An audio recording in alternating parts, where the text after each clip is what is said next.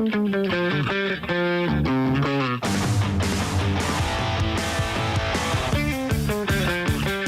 오늘의 뜨거운 이슈 시원하게 풀어드리겠습니다. 오늘의 커버스토리 박상현 아나운서 나와 있습니다. 어서 오십시오. 네, 안녕하세요. 박상현입니다. 네, 월요일, 화요일 추웠고요. 수요일도 추웠고 목요일은 어땠습니까? 목요일도 춥습니다. 얼마나 춥습니까? 오늘 아침 최저 기온이 영하 13도까지 떨어진대요. 아, 그래요? 네. 그러면 뭐 이번 주 중 가장 춥네요? 그런 것 같아요. 예. 가장 추운 날씨인 것으로 보이고 낮 최고 기온도 0도에서 7도까지 네. 로 예정이 돼 있습니다. 바람이 오늘도 많이 불어서 체감 기온도 많이 떨어진다고 해요. 네. 아침 일찍 출근하시는 분들 춥지 않게 옷 많이 껴입으시기 바랍니다. 네, 빨리 봄이 왔으면 좋겠습니다. 네. 오늘 윤 대통령 탄핵 심판 10차 변론 기일인데요. 쟁점부터 짚어주시죠. 우선 비상계엄의 절차적 하자 그리고 국회의원 체포 지시 여부가 쟁점이 될 것으로 보입니다. 원래는 2시에 열리기로 돼 있었는데 1시간 미뤄졌잖아요. 네, 네. 오늘 오후 3시부터 시작이 됩니다. 그렇군요. 증인 3명 모두 출석할 예정입니까? 어떻습니까? 일단 출석을 할 것으로 보입니다. 한덕수 국무총리, 예. 홍장원 전 국정원 1차장 그리고 조지호 경찰청장이 나오는데 네. 조 청장은 건강상의 이유로 앞선 2차례 모두 불출석했는데 예. 이번에는 출석을 할 것으로 알려졌습니다. 그렇군요. 증인들을 왜 불렀는지 어떤 증언이 나오게 될지 각각 좀 예상을 해보자면요. 그럴까요? 한 총리는 이미 국회에서 여러 차례 계엄에 반대했다고 증언을 했고 또 계엄 전 국무회의가 사실상 간담회 수준으로 진행이 됐다 이렇게 이야기를 하지 않았습니까? 예. 어제 또 한 총리의 탄핵 심판이 있었는데 잠시 뒤에 저희가 또 이야기를 하겠습니다만 여기서도 사전에 비상계엄 선포 계획을 알지 못했다고 강조를 했거든요. 예. 대통령이 다시 생각을 하도록 최선을 다해서 설득을 했고 군 동원에도 일체 관여한 사실이 없다. 이렇게 주장을 했습니다. 예. 그래서 오늘 윤 대통령 탄핵 심판 증인 신문에서 비슷한 입장을 밝히게 될 것으로 예상되는 상황이고요. 네. 자, 조지호 경찰청장 같은 경우에는 국회 측과 윤 대통령 측 모두에게 주신문을 받게 됩니다. 예. 12.3 비상계엄 당시 윤 대통령이 국회의원들의 의사당 출입을 막고 또 내부 의원들을 끌어내라고 지시했는지 여부를 진술을 하게 될 것으로 예상되는 상황이고요. 조 청장은 검찰에서 윤 대통령이 당시에 6차례 전화를 걸어서 국회에 들어가는 의원들은 불법이다 체포하라라는 취지로 말했다고 진술을 했다는 예, 예. 소식을 또 어제 저희가 전해드렸었는데 네. 그래서 윤 대통령의 국회의원 체포 지시 의혹과 관련해서 어떤 증언을 할지 주목되는 상황입니다. 네. 마지막 홍장원 전 국정원 1차장 이번이 2번째 출석입니다. 지난 5차 때 출석을 했었고 오늘 출석을 하게 되는 건데요. 체포 명단이 적혀 있다던 그 이른바 홍장원 메모와 관련해서 예. 조태용 국정원장과 진술이 좀 달랐잖아요. 네, 네. 조태용 원장이 신빙성의 의문을 제기를 했던 건데 논란의 핵심은 결국 이 메모가 언제 쓰여진 건지 시간, 장소 이게 홍 전 차장이 얘기했던 부분과 조 원장이 진술한 부분이 달랐기 때문에 이걸 다시 또 확인하기 위해서 부른 것으로 보입니다. 그렇군요. 최근에 나오는 증인들이 검찰에서의 진술 또 경찰에서의 조사 때와 다른 답변을 하고 있어서요. 네. 그것도 좀 들여다봐야 될 것 같습니다. 그렇습니다. 오늘 변론이 끝나면 예정된 변론 기일 일정은 모두 마무리되는 건데요. 네. 추가될 가능성도 있는 겁니까? 일단 추가될 가능성도 뭐 물론 완전히 배제할 수는 없겠죠. 예, 예. 오늘 변론이 끝나고 나서 아마 정해지지 않을까라는 그렇군요. 생각이 드는데요. 지금까지 상황으로 본다면 예. 11차 변론기일은 추가 증인이나 증거조사보다는 양측의 입장을 정리하고 네. 최종 판단을 위한 준비 절차에 돌입하는 형태가 될 것으로 보입니다. 그렇군요. 다시 말씀드리지만 증인 신문을 위한 추가 기일이 잡히지 않는다는 전제 하에서 이렇게 되는 겁니다. 네. 만약에 그렇게 된다면 11차는 그동안의 변론기일 지정 관행에 비춰봤을 때 보통 화요일, 목요일 이렇게 지정이 됐었잖아요. 네, 네. 그래서 아마 다음 주 화요일, 목요일 정도에 열릴 것으로 예상이 되고 그때 변론을 종결하면 한 2주 이내에 선고가 됐던 이전 사례를 봤을 때 예. 이전에 노무현 전 대통령 때는 변론 종결 후에 14일이 지나고 나서 선고가 내려졌고 박근혜 전 대통령 때는 11일이 지나고 나서 선고가 나왔잖아요. 그랬군요. 그래서 예. 이번에도 통상 이제 2주 정도 걸릴 것으로 예상을 하고 있는 건데 네. 그래서 만약에 추가 증인 신문을 위한 기일이 잡히지 않는다면 네. 늦어도 3월 초 중순에는 선고가 내려지지 않을까라는 얘기가 나오고 있는 겁니다. 그렇군요. 얼마 전에 대통령 측 변호인단이 중대 결심 이야기를 했었잖아요. 그렇죠. 여러 가지 해석이 나왔었는데 네. 일단 어제는 헌재 결과에 대해서 당연히 승복할 것이다라고 했네요. 네, 어제 석동현 변호사가 승복을 안 하거나 못하는 경우는 생각할 수 없다라고 네. 얘기를 했는데 다만 결정이 최대한 공정하고 적법하게 되기를 촉구한다라고 덧붙였습니다. 네. 절차적 흠결이 있다고 주장을 하면서도 불리한 결과를 예단하는 건 아니라고도 이야기를 했고요. 네. 말씀하신 것처럼 그 중대 결심 어제 저희가 이 시간에 전해드렸었는데 그 연장선상에서 좀 말씀을 드리자면 예. 그 조기 하야서를 일축을 했습니다. 그랬군요. 중대 예. 결심 대리인단의 집단 사퇴를 포함한 재판 절차 내에서의 중대 결심이라고 얘기를 한 거예요. 그렇군요. 그래서 대통령 예. 조기 하야 같은 주장은 대통령이나 대리인단은 전혀 고려하지 않는다라고 이야기를 했습니다. 네. 그렇다면 오늘 10차 변론에서 윤 대통령은 직접 출석할 것 같습니까? 일단 오전에 끝날 일정을 좀 봐야 될 것 그래요? 같아요. 네, 예. 오늘 오전 10시에 내란 혐의 형사사건 공판 준비 기일과 구속 취소 신문 일정이 있지 않습니까? 예, 여기에 예. 윤 대통령이 참석을 할 예정인데 현재 재판이 오후 3시에 열린다고 했잖아요. 네. 그래서 앞선 일정이 좀 늦춰지게 된다면 좀 길어지게 된다면 현재 기일 참석에 영향을 미칠 수 있다는 게 윤 대통령 측의 입장인 겁니다. 네. 윤 대통령 측이 이제 변론기를 좀 연기해 달라고 했는데 불허한 네. 상황이고요. 일단 날짜는 연기를 안 했고 대신에 시간만이라도 조정을 해달라 이렇게 다시 한번 수정된 요청을 했는데 그게 받아들여진 거죠. 1시간이요? 그렇습니다. 알겠습니다. 한덕수 국무총리 탄핵 심판 정식 변론도 열렸는데요. 네. 소추안이 가결된 지 54일 만이었잖아요. 네, 그렇습니다. 예. 54일 만에 탄핵 심판 첫 정식 변론이 열린 건데 처음이자 마지막이 된 겁니다. 네. 피청구인 당사자가 나오지 않으면 보통 첫 기일은 몇 분 만에 끝나는데 어제는 한 총리가 직접 출석을 했습니다. 탄핵 사유를 둘러싸고 공방이 펼쳐졌습니다. 네. 양측의 주장을 좀 정리해 보죠. 국회 측이 내세운 탄핵 사유는 일단 총리 일대와 권한대행 일대로 좀 나눠서 볼 수가 있어요. 예. 총리 일대는 12.3 비상계엄 선포 직전에 실체가 없고 흠결이 많은 국무회의를 방관한 책임이 크다라고 강조를 했습니다. 예. 그러니까 한 총리가 반대 의견 낸 거 말고는 특별한 대응이 없었다면서 수수방관했다라고 주장을 하는 거고요. 네. 권한대행일 때는 한 총리가 규정에도 없는 여야 합의라는 핑계로 대통령 관련 특검 법안과 헌법재판관 임명을 거부했다고 주장을 했습니다. 네. 그러면서 재판부의 한 총리의 파면을 촉구했고요. 반면에 한덕수 총리는 이런 탄핵 소추 사유를 조목조목 반박했습니다.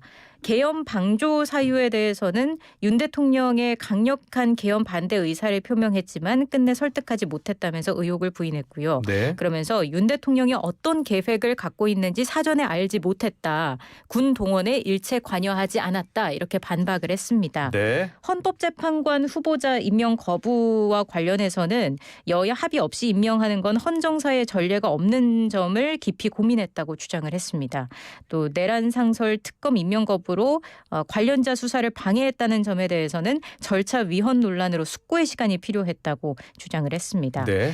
이렇게 재판부는 양측의 최종 의견을 들었는데요. 변론을 종결했고 이제 선고만을 앞두게 됐습니다. 선고일은 아직 정해지지 않았고요. 추후에 정해서 알리기로 했습니다. 변론길이 하루에 끝난 거예요. 하루 만에 끝났어요. 어제 한 총리가 직접 출석해야 했죠. 했겠네요. 그러게요. 예, 하루에 끝났으니까요. 네. 예, 알겠습니다. 한덕수 총리 탄핵안 통과에 대해 권한쟁의 심판도 열린 거죠? 네, 이걸 쉽게 좀 말씀을 드리자면 대통령 권한대행에 대한 탄핵안이 국회를 통과하기 위해서 그 기준이 무엇이냐, 재적의원 과반이 필요한지 아니면 네. 3분의 2가 필요한지를 따지는 사건이었습니다. 151명이냐 200명 이냐. 그렇죠. 이게 총리 기준이냐 대통령 기준이냐인 거예요. 그래서 네. 헌법을 보면 총리의 탄핵 의결은 과반 찬성이 필요한 거고요. 네. 대통령은 3분의 2 이상의 찬성이 필요하거든요. 네. 그 당시에는 이제 야당이 총리를 기준으로 보고 192명 찬성으로 탄핵안을 통과시켰습니다. 네. 그래서 국회 그 국민의힘 의원들이 우원식 의장을 상대로 낸 권한쟁의 심판인 거고요. 예, 국민의힘은 그 당시에 이제 대행이었으니까 대통령 기준으로 해야 된다는 그렇죠. 거잖아요. 예. 근데 이제 민주당 쪽에서는 아니다. 총리 기준으로 해야지라는 거였습니다. 그래서 국민의힘 측에서는 국민의힘 의원들의 표결권이 침해됐다 이렇게 주장을 하는 거고요. 예. 우 의장 측에서는 국무총리는 일반 정족수를 기준 삼는 게 맞고 청구인들이 절차적 권리나 기회를 방해받지 않았다라면서 심판 청구를 각하해달라고 주장을 했습니다. 자, 그렇다면요. 한 총리 이 사건에 대한 헌재 결정은 언제 나올 것 같습니까? 언제 나올 될지는 예. 뭐 제가 정확히 이렇게 딱 얘기를 할 수는 예, 없습니다만 예. 뭐 윤 대통령보다 먼저 나올 거라는 전망이 일단 나오고 있는 거고 그렇군요. 이게 윤 네. 대통령 탄핵 심판 결과는 중순 이후로요? 그렇죠. 3월 초중순 예. 그때로 예상이 되고 있는데 이게 그 한 총리 사건에 대한 헌재 결정이 언제 어떻게 나오는지가 왜 중요한지에 한번 대해서 풀어볼까요? 네, 말씀을 드려야 될 것 같아요. 헌재가 한 총리 사건을 기각을 한다면 네. 권한대행 직무에 복귀를 하는 겁니다. 그럼 이제 한 총리였다가 최대행이었다가 한 총리로 이제 네. 다시 돌아가게 한 되는 총리 건데 대행. 예. 한 총리가 한 이제 총리, 복귀를 예. 하게 되면은 윤 대통령 측은 이렇게 되면 최상목 권한대행의 조한창 정계선 헌법재판관 임명 효력이 사라진다고 주장을 하고 있는 거예요. 그래요? 최대행이 임명을 했으니까. 그렇죠. 예. 근데 그렇게 되면 두 재판관 임명이 무효가 되면 헌재가 다시 6인 체제가 되는 거잖아요. 그래요? 근데 이제 물론 법조계에서는 그 윤 대통령 측 주장이죠. 그렇죠. 이게 이제 윤 대통령 측 주장인 거고요. 법조계에서는 일단 한 총리가 다시 권한대행이 된다고 하더라도 이미 그 발생한 재판관 임명 효력에는 영향을 미치지 못한다라는 시각도 있기는 합니다. 예. 그래서 어쨌든 이게 탄핵 결정 정족수 논란이 또 일 수 있기 때문에 한 총리에 대한 헌재 결정에 관심이 쏠리고 있는 겁니다. 네. 잘 들었고요. 민주당이 어제 통화 녹음을 공개했어요. 네. 명태균 씨가 대통령 경호처 인사에도 개입했다는 정황이다라는 거죠. 네, 이게 뭐 이미 보도가 예. 좀 됐던 내용이었는데 사실상 다시 한번 확인해주는 차원에서 이번에 공개된 녹음 파일이 이미 보도됐던 그 내용을 좀 확인해주는 차원이다. 통화 이렇게 보면 녹음이 공개가 된 거군요. 그렇습니다. 이 녹음은 2022년 7월 4일 명태균 씨의 통화 녹음입니다. 네. 여기서 명 씨가 그 지인이 이력서를 보낸 다음 날에 경호처에 들어가게 됐다고 얘기를 하는 거예요. 네. 그러면서 당시 대통령실 경호처장이었던 김용현 전 국방부 장관의 이름이 등장을 합니다. 예. 그래서 민주당은 명 씨가 대통령 경호처에 지인을 발령받게 해준 그 과정을 설명해 주는 거다 이렇게 주장을 하는 거고요. 예. 또 명 씨는 통화에서 김 전 장관 외에도 대통령실 행정관 한 명도 언급을 합니다. 황종호 당시 행정관인데 뭐 김건희 여사 라인이다 뭐 이렇게 많이 좀 알려진 인물이기도 하죠. 명 씨는 대통령 조카 황종호가 시민사회수석실 행정관으로 있는데 소개를 해줄 테니까 관계를 잘 하라고 그 A 씨에게 얘기를 해줬다. 일주일에 한두 번씩 통화를 하는데 황 행정관과 통화를 하는데 A 씨 얘기를 해놨다라고 말을 했다는 겁니다. 네. 그래서 민주당은 명 씨의 경호처 인사 개입 의혹을 재확인하는 녹취다. 김건희 여사와 명 씨 관계를 고려할 때 김 여사를 통해 김용현에 청탁했을 가능성도 커 보인다. 이렇게 주장하고 있습니다. 네. 명태균 특검법을 놓고 여야가 어제 공방을 벌였다고요? 네, 어제 운영위에서 국민의힘은 야권이 추진하는 명태균 특검법이 여권 공천 전반을 들여다본다면서 정치공세용 악법이라고 강조를 했고요. 네. 이른바 명태균 게이트 수사가 창원지검에서 서울중앙지검으로 넘어간 지 하루밖에 안 지났다면서 검찰 수사를 좀 지켜볼 것을 촉구했습니다. 민주당의 입장은요? 사건 이송이 꼬리 자르기를 위한 게 아니냐라면서 여전히 대통령실이 배후에 있는 것 같다고 의구심을 내비쳤고요. 네. 창원지검의 수사 발표를 두고도 맹탕이다 깎아내리면서 특검 필요성을 거듭 강조했습니다.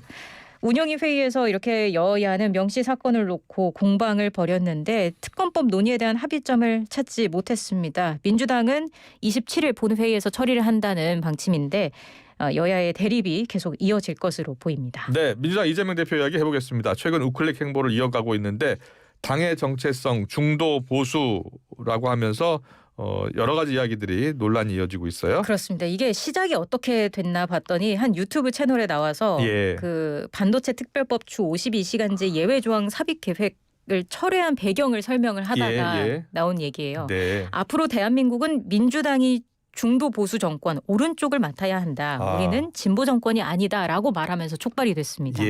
어제 최고위원 회의가 끝난 뒤에도 민주당은 원래 성장을 중시하는 중도 보수다. 우리는 원래 진보 정당이 아니다. 진보 정당은 정의당과 민주노동당 이런 쪽이 맡고 있는데 아닌가 이렇게 반문을 하기도 했고요. 그랬군요. 어제 MBC 100분 토론에 나와서도 오른쪽이 비었는데 건전한 보수, 합리적 보수도 우리 몫이 돼야 한다고 생각한다. 이런 이야기를 했습니다. 조기 대선 총선 국면을 앞두고 중도층의 지지를 끌어오기 위한 당의 전략을 설명하는 과정에서 이런 발언이 나온 것으로 보이는데요. 네. 하지만 민주당의 어떤 정체성이 얽힌 민감한 주제잖아요. 그래서 네. 당내 논란이 커질 수 있다는 관측이 나오고 있습니다. 네, 어제 비명계에서 바로 비판이 나왔다고요? 네, 당의 정체성을 바꾸는 거냐 비판의 목소리가 나왔습니다. 비명계 야권 잠룡들의 반발도 쏟아져 나왔는데 김부겸 전 총리 유구한 역사를 가진 민주당이 정체성을 혼자 규정하는 건 월권이다 이렇게 지적을 했고요. 예. 김경수 전 지사도 한 번의 선언으로 당의 정체성을 바꿀 수는 없다고 직격했습니다. 네, 국민의힘은 어떻게 보고 있습니까? 국민의힘은 당의 지향점까지 부인하며 보수를 참칭하는 검사 사칭에 이은 보수 사칭이다 이렇게 비판을 했고요. 중도층 표심을 잡기 위해서 무리수를 두는 정치쇼 그 이상도 이하도 아니라고 지적했습니다. 잘 들었습니다. 지금까지 박상현 아나운서와 함께했습니다. 내일은 더 쉽게 풀어드리겠습니다. 고맙습니다. 네, 고맙습니다.